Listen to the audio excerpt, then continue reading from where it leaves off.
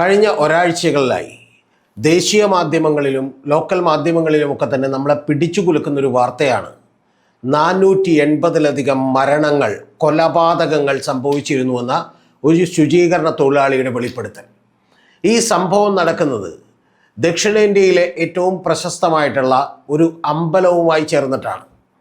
ആ അമ്പലം നിലനിൽക്കുന്നത് കർണാടകയിലെ ദക്ഷിണ കന്നഡ എന്ന് പറയുന്ന ജില്ലയിലെ ബെൽത്തങ്ങാടി താലൂക്കിലെ ധർമ്മസ്ഥല മഞ്ജുനാഥ സ്വാമി ക്ഷേത്രമാണ്.